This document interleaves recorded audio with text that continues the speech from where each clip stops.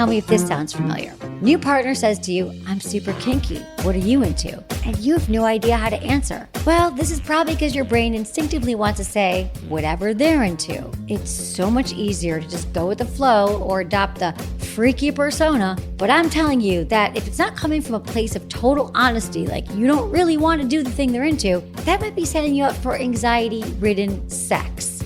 And it's okay to say, you know what? I'm still figuring out what I'm into.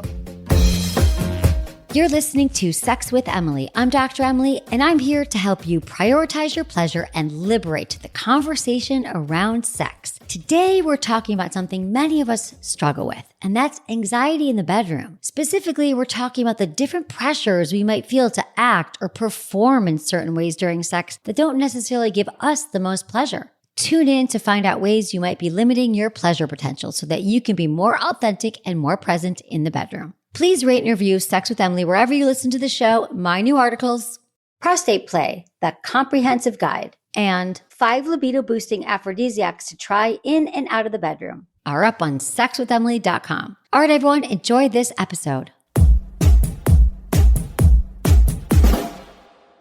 Let's talk about performance anxiety and how it affects everyone, not just penis owners during sex. So when I say the phrase performance anxiety, you might be thinking it has something to do with erections. How long you stay hard, can you get erect, will you lose your erection, and so on and so forth. But today, I want to open up the concept of performance anxiety because, let's be honest, I think a lot of us feel pressure to perform in bed, or rather to be performative in bed. For example, this is all about getting in your head and you're thinking about looking hot during sex rather than tuning into what you're actually feeling. Or maybe you're getting so distracted by what you think you should be during sex. Should I talk dirty? Should I bust out something really kinky? That you lose touch with your authentic desire and worry more about putting on a show. Now, if you read my book, Smart Sex, or if you haven't gotten a copy yet, I actually open up the book talking about how I was basically only having performative sex until I was 35 years old. I was faking orgasms, I was moaning and arching my back, just like how I thought my partners wanted it. And in fact, I thought that successful sex was when my partner was pleased. Didn't have anything to do with my pleasure. And that's what I'm talking about being more performative in bed. So in this episode, you're going to hear me discuss 3 things. Number 1, common orgasm blockers, or O blockers as I call them. 2, the personas many of us feel we need to adopt for sex. And 3, how to tune into your authentic desires during sex and cultivate presence that'll serve you, your orgasm, and all of your sexual connections. So let's go. Common O blockers. Let me just normalize this. People get distracted during sex. It happens, and it's going to continue to happen. I'm not saying it's never going to happen after this show, but awareness is the first step. So maybe you're worried about the way your body looks. Maybe you're self-conscious about your genitals. Maybe you're bored and you've started to disassociate during sex, which is super common in long-term relationships. Maybe you're fantasizing about an ex or fantasizing about someone you met that day, or you're thinking about work, anything else but being present with your partner. That's what's on your mind. Or maybe you're dealing with one of the 3 pleasure thieves I discussed in Smart Sex: stress, trauma, or shame. All of these feed performance anxiety because think about it. When you are anxious, you're not in the present moment. Anxiety and presence can't exist together. So going back to the pleasure thieves, stress is almost a default state in this culture. Whether you're stressed about money, your job, your family, your relationship with the person you're actually having sex with in the moment, we're feeling it. It's happening. Stress, anxiety. But what happens is stress pumps out adrenaline and cortisol on the daily, leaving us tired and exhausted, which is pretty much the opposite of sexy. So when we're in stress, it's really how to welcome in arousal and eroticism. The next thief, trauma, can come from anywhere, but in a sexual context, it might rear its head in some surprising ways. Like, let's take little t trauma as an example. Say that somebody said something unkind about your genitals once, like they smelled or they didn't like the way it looked down there. Or maybe you just heard that, genitals are dirty and no one should ever be down there. Well, the next time you're connecting with a new partner and they start to go down on you, that little t trauma comes back. You're suddenly clenched up and scared, thinking they won't like what they'll see down there. And so you stop the process altogether and you don't even allow yourself to receive pleasure. And finally, shame. Let's face it, in this culture, shame and sex basically go hand in hand. Even talking about sex openly makes people feel ashamed sometimes. Ashamed for wanting more sex, better sex, ashamed when our partner asks us for something, or maybe we ask for something from our partner and they shame us back. And I can't tell you how many people I've spoken with who feel guilty and selfish and ashamed for simply desiring great sex. This is problematic. If you really start to pay attention to shame, you'll see it everywhere. All right, so these are some common O blockers that feed into performance anxiety, but after the break, I'm talking about the pressure to act like someone you're not in bed and the different personas we put on in the bedroom. But first, I want to give you one of my favorite hacks to combat performance anxiety: a little love and THC and CBD. Specifically, I've been loving Via Hemp Company's High Love THC Libido Gummies. It helps calm my nerves whenever I have them, anxiety, whatever's going on in my life. It awakens my senses, increases blood flow, and truly makes me even more ready for sex. I know you might be thinking that I'm just always ready for sex, but I am not. I am human. When I take some of these gummies, my thoughts melt away and I feel more embodied and present. I gotta be honest, just being a little high during sex gets you out of your head into your body. Plus, I'm more tuned in to how my partner's skin feels on mine. I'm focusing more on how I'm feeling and not how I'm looking. So if you struggle to stay in the moment during sex, cannabis might be just the trick for you. These High Love THC Libido Gummies combine THC with aphrodisiac herbs to promote libido, blood flow, and pleasure. I've been loving them. My team's been loving them. My friends have been loving them. I give them out to everybody. And now I want you to love them too. So spice up your love life with Via Hemp Company's High Love THC Libido Gummies. Visit viahemp.com and use code Emily to get 15% off your order. They'll also throw in a free sample of their award-winning gummies. That's VIIAHEMP.com, or click the link in our show notes and use code Emily at checkout to save 15%. All right, everyone, we'll be right back.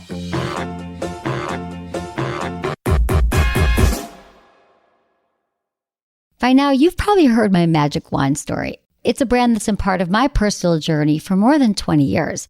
But no matter how many times I sing Magic Wand's praises, I'll never be able to fully capture the story of this incredible brand. Well, now journalist and author Kate Sloan just completed a limited audio series documenting the history and impact that Magic Wand has created over the last 56 years. It's called Making Magic. And the series chronicles Magic Wand's incredible brand story through interviews with nearly 40 experts, performers, business owners, educators, and fans. So I got a sneak preview of this series, and what I loved is that Kate weaves together snippets from all their interviews into this amazing story arc. She covers Magic Wand's journey from appliance store massager to its legendary influence on culture and sexual independence, and it's all just fascinating. The first episodes of Making Magic are available now at makingmagicseries.com or on all popular podcast platforms. Just search for Making Magic or visit makingmagicseries.com today.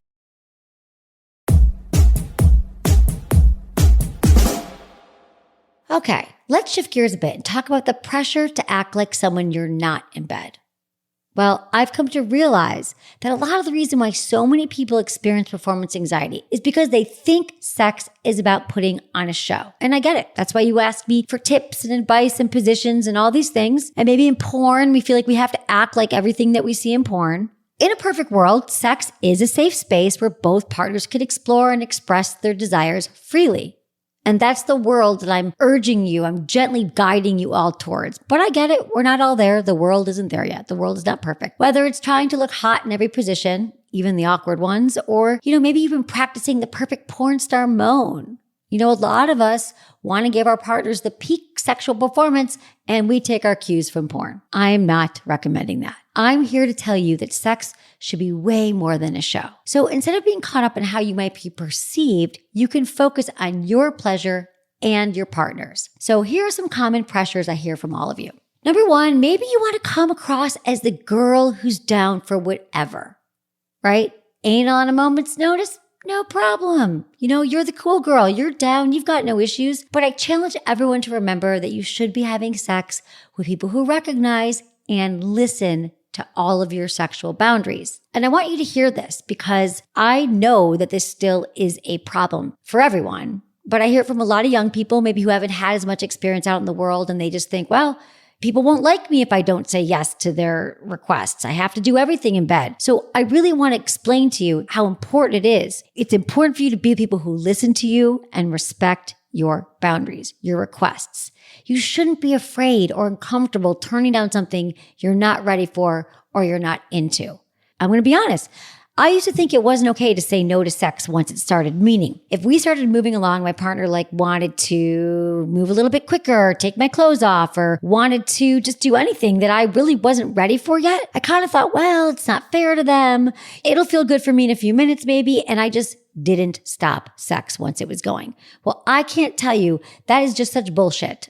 You do not have to worry about your partner. I thought they get blue balls. None of that's real. You shouldn't be afraid or uncomfortable turning down something you're not ready or not into. The right partners, trust me, they're going to thank you for being honest. I promise you they will. And also, what a great way to figure out what partners are right for you and what partners don't. Because I can tell you, if you say no to something and you feel even a little bit shamed or you feel pressure, get the hell out of there. Okay? Because when you find a partner who appreciates your honesty and wants to collaborate with you sexually, then you can do something you're both into, leading to a much more sexually satisfying time. That's what we're all about here, okay?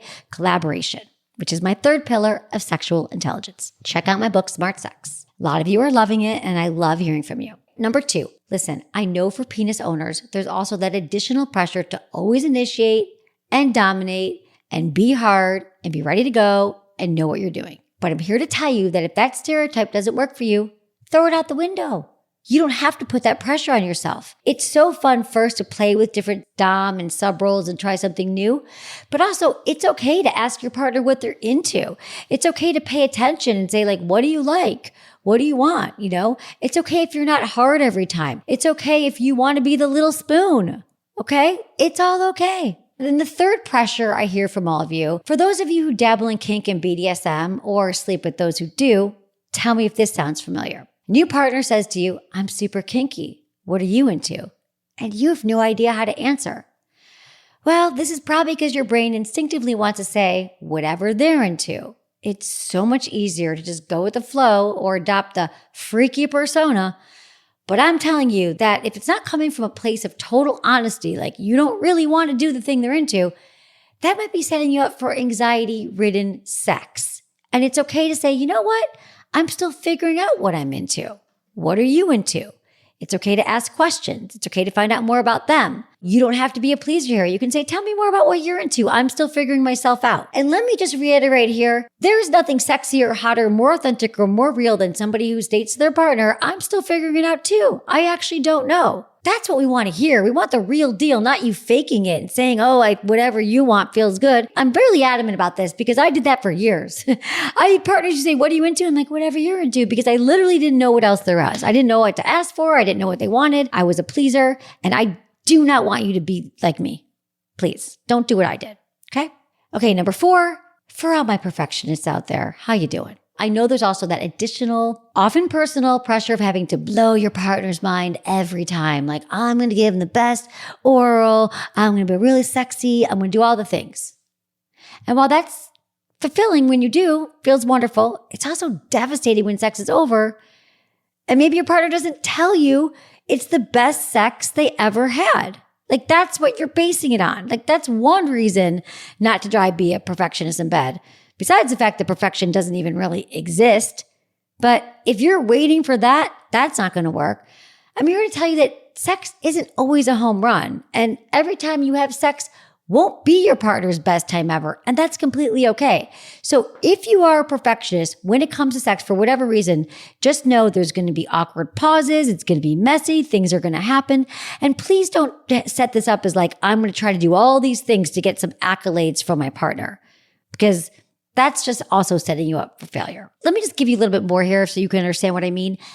First of all, I understand why a lot of especially vulva owners have this pressure. If you grew up with magazines, going to a grocery store or buying magazines, or really right now, anything you look at headlines, if you go to Cosmo, it's give them the best blowjob ever, rock their world, be this, person in bed, do this move and they'll never leave you. They're going to fall in love with you after you do these 3 things.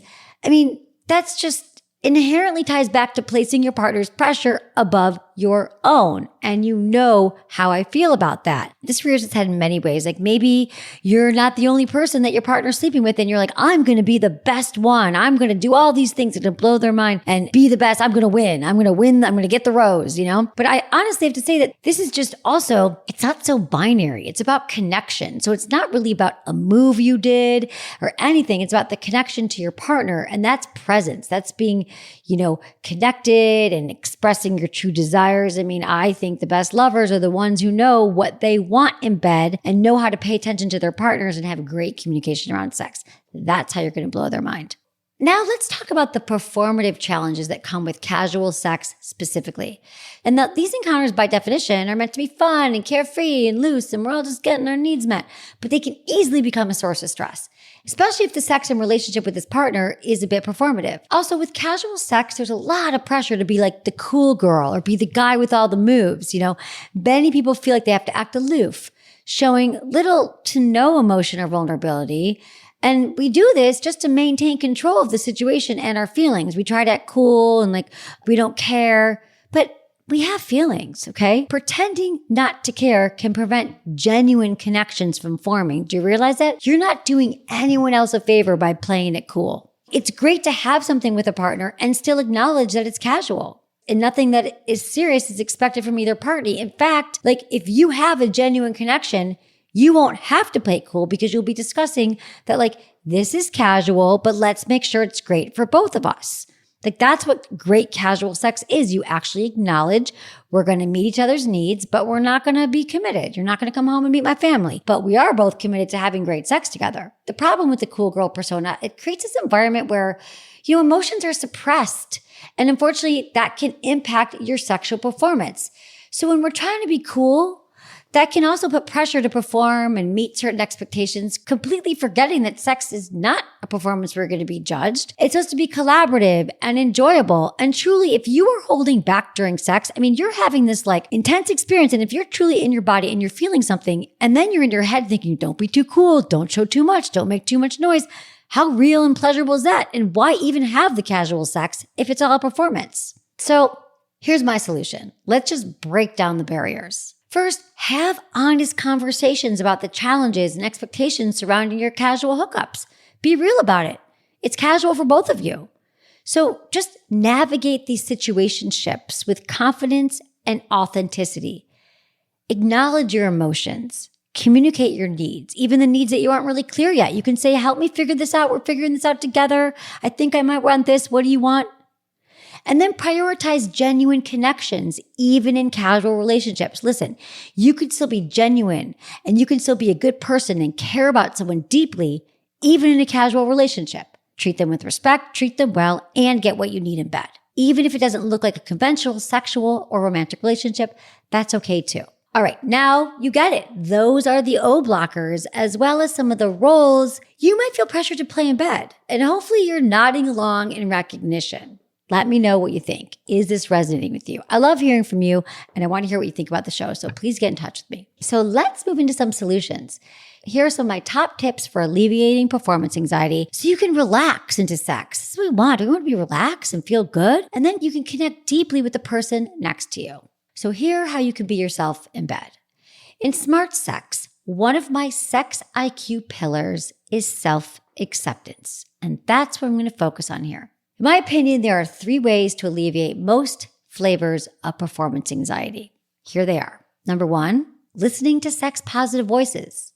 By the way, you're doing that right now. And I highly recommend you listen to this podcast with a partner, because I hear from couples all the time who love listening together because it helps you hear the voices together and stimulate sex-positive conversations. Next, communicate with your partner during sex rather than acting for them. I want you all to have healthy communication with your partners. Talk to them about your needs, your wants, your desires. You can even let them know, you know what?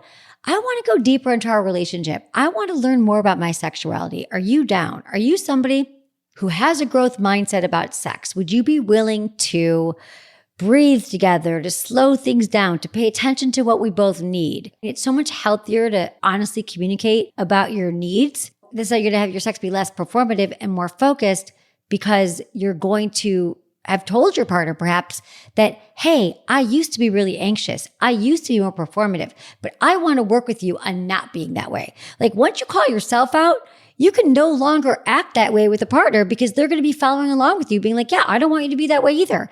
And maybe you're thinking, oh, that's horrifying. I can never tell them that. I'm not saying you got to tell everything. Like I was being cool and I was faking it, but you could just say, I really like this relationship. I'm learning a lot from listening to this amazing podcast, Sex with Emily. And I've learned that sometimes I'm in my head during sex. Do you want to do some exercises with me where we can maybe breathe together at the beginning of sex? We can do some eye contact. We could learn together how to be more connected. I think that that's really, really important to find partners who are on the same page with you because maybe they were acting as well. I'll bet if you call yourself out for being more performative, they're going to find ways to be more real and authentic as well. And finally, another pillar actually is self-knowledge, and that's understanding and actualizing what makes you feel sexy and desirable. Do you know yourself? Do you know what makes you feel sexy? Do you know your desires, your fantasies, the positions that feel better than others? You probably know more than you think, but a lot of times we don't even pay attention when we're having sex.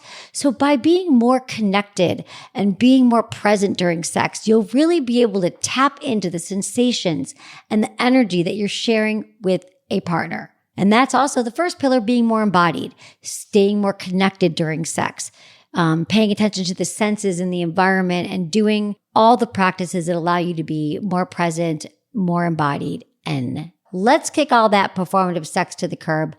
You got this. All right, we're going to take another quick break before answering some of your questions about performance anxiety and performative sex.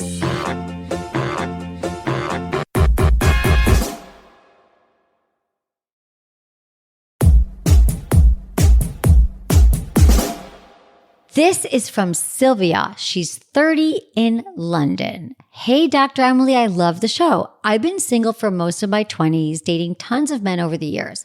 I'm very content on my own, and all the dating I've done has given me such a great idea of what I do and don't want from a relationship. Problem is that with the guys it seems to be going well with, as soon as we have sex, everything changes.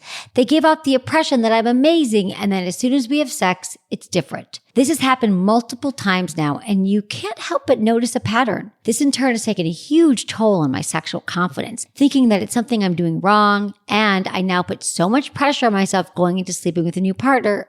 It just doesn't end well. I'm really not sure what more to do, and I don't feel like there's anyone I can speak to about this. I've listened to podcasts, read books, and tried to improve my confidence and knowledge this way, but it's happened again recently. No one has ever said anything to me about it, but I can't help but notice this pattern of everything changing and self-sabotaging over it. Why does this keep happening? I try so hard to please in bed, and now I'm at a point where it's a constant, is it my body? Is it the way I look during sex? Is it my vagina? I'm just completely negatively overthinking the situation. I tried casual sex, and I just don't enjoy it without a connection. But perhaps I need to invest in this again. Any advice would be really appreciated at the moment. I just feel like I can't take another hit to my confidence. Thank you so much. All right. Thank you so much for your question, Sylvia. I'm sure this is a really challenging time for you, feeling all of the feelings and feeling that it's your fault and you're sabotaging and it's something that you're doing. And I get that. There's a few things I want to point out about what you said.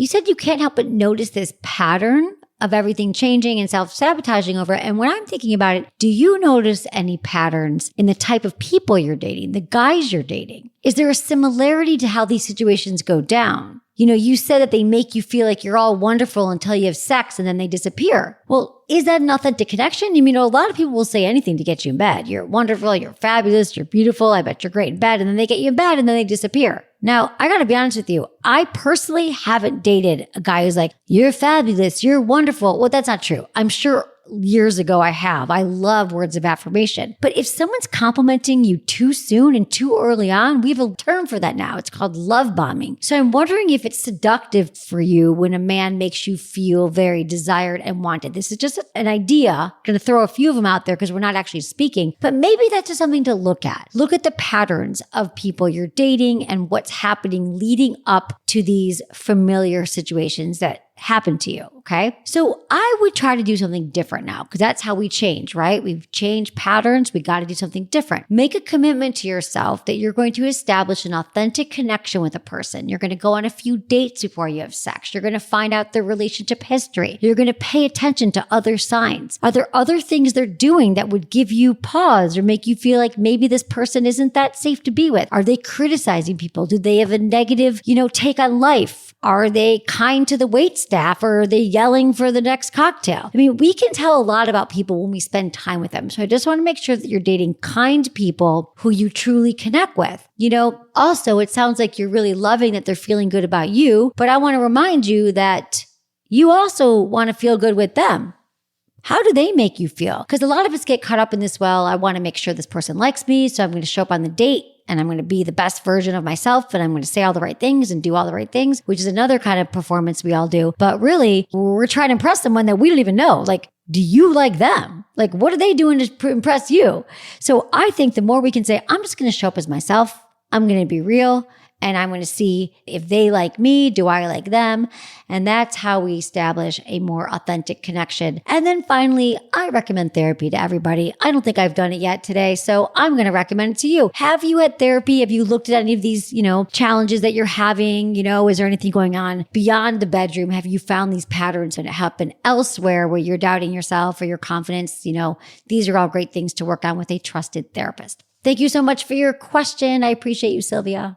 This is from Flynn, 56 in Pennsylvania. Hi, Dr. Emily. I've lived with performance anxiety for most of my life, but it was manageable. During an extremely stressful period last summer, I had a couple of erection losses that had now put me into deep performance anxiety. My partner, my wife, takes it as a symbol that I find her unattractive, making it difficult to break this cycle. I'm looking for suggestions and guidance as I need to meet her where she is and not expect her to help me out of this. She stresses it's my issue that put her there.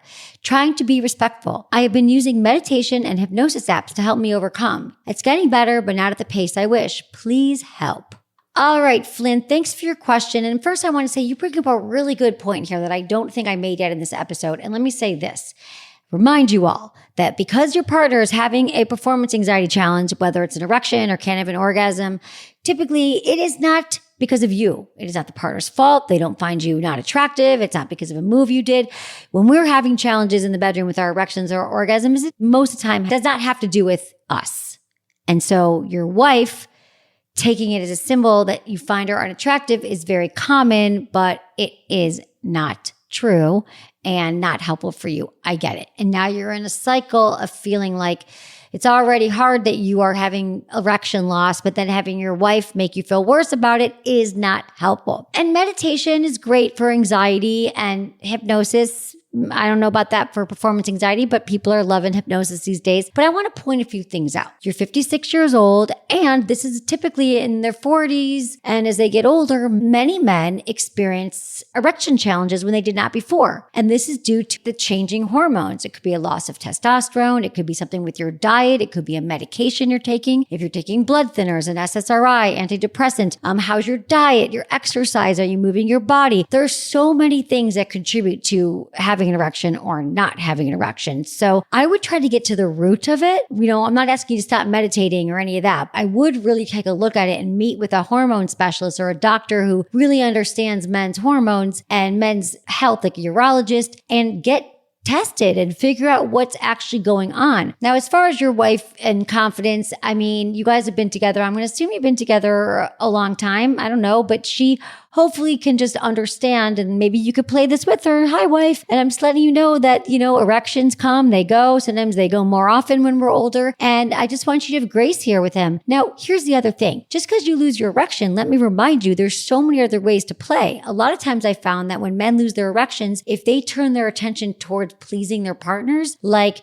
going down on her, getting a toy, doing something else, when they take the pressure off, their erection can come back. So just because you lose your erection doesn't mean it's gone for the entire evening. It just might mean that we got to focus on some other things. And also mutual masturbation could be a great tip for you guys. I love when couples kind of please themselves because it's really hot to know we're going to have an orgasm, but to also see what our partner does. Also could be fun to play with some prostate play. A lot of men who have problems with erections find that they can have incredible pleasure with their prostate, which is through their anus, about 2 inches inside. We talk about that a lot. So there's different ways to play, but I would bring your wife into this. Now, when you said you don't expect her to help you out of this, I'm going to take a different approach here. You're the one who has to go to the doctor and track what you learn and all the information, but I think it's important to bring our partners into what's going on and let her know that, again, it's really not her, and you can let her know how it makes you feel when she feels that it's her fault. Like, have a real conversation about it and say, you're going to do all these things to really work on it, but you want to bring her into it, not to help you per se. She doesn't have to give you solutions. But I think if you're going through a whole process now of trying to figure out your erections and your sexual health at 58, that it's important for your wife to also know what you're going through. So you don't have to go it alone, and maybe knowing that she's on board and she's enthusiastic and compassionate and supportive might just help you find those erections a lot sooner. Thank you so much for your question, Flynn. Let me know how it goes. This is from Lauren, and she's 28. Hey, Dr. Emily, my boyfriend and I have been together for 1 year. Recently, I've been having a hard time enjoying sex because I have a hard time getting out of my head. I have a lot of anxiety in general, and recently I've been having anxiety about our sex life, which makes it even harder to get out of my head during sex and enjoy it. My anxiety comes from things I know we need to work on, like closing the orgasm gap, experimentation, and communication. Specifically, he finishes quickly, while it takes me a long time, even when using toys. I feel all this pressure, not from him, but from myself and from what society has taught me to perform and to finish. I also think we have different sexual styles. He's more aggressive and I'm more sensual. I have a hard time not perceiving these differences as problems or that there's something wrong with me or us as a couple. I think my anxiety breeds a negative headspace that creates this narrative. We have conversations about our sex life, and he's very supportive and always wants to help me feel my best. However, I feel stuck mentally in my anxiety around sex, and because of this, it's been hard for me to identify and take action steps towards increasing my pleasure. How can I ease my anxiety around sex and work through this mental block? Thank you. All right, Lauren, it sounds like you really are doing a lot of great introspection and you've really been looking at your sex life with your partner. First, I want to say I love that you have a partner that's open to talking about sex with you. And now it sounds like it's time to go a little bit deeper. Have you shared with him about what's going on in your head? Have you discussed closing the orgasm gap together? Have you told him that you think it's taking you too long? And have you talked about the fact that he's getting there too fast? Is it possible for you to come first? How can you both get your needs met? These are just some things I'm thinking about because I'm sure that he'd like to last longer and you'd like to get there quicker. But again, you don't have to be the detective or the one figuring this all out on your own, especially if we're with a trusting partner and we have these conversations with compassion and curiosity and not with judgment and fear. But when we lead with, let's figure this out together. Why don't we problem solve? Why don't we listen to Sex with Emily? Why don't we read Smart Sex? Why don't we just figure out together, if he's getting there too quick, again, maybe going down on you or him taking time, not going right into penetration. Maybe you guys could do some edging where you bring him up to close to orgasm and then you bring it back down. For you, maybe, oral sex, or there's different positions that work, or maybe using the toy with him. I know you're saying it's harder right now. Maybe you need a new toy. Maybe you need to feel that he finds it really hot when you're using the toy. So a lot of this anxiety is real and I get it, but if you can kind of put words behind it and express it to him, you're going to watch your anxiety fall. You really are. Sounds like you're with a really loving partner who's open to collaboration, who's open to making this sex life great. I mean, yes, as you said, these are challenges. When you're calling them problems, I think they're challenges, but most relationships have challenges. And most people have challenges in the bedroom and just don't know how to solve them and talk about them. So I would say, don't throw in the towel yet. Continue to have conversations about everything here. When you're outside the bedroom, when you guys are feeling relaxed and talking, and kind of chip away at this and work on your relationship together so you can both get your needs met and continue to have the sex life that you both deserve. All right, everyone. Thank you so much for your questions. I love hearing from you. Please continue to email and leave your voicemails. I love hearing from you.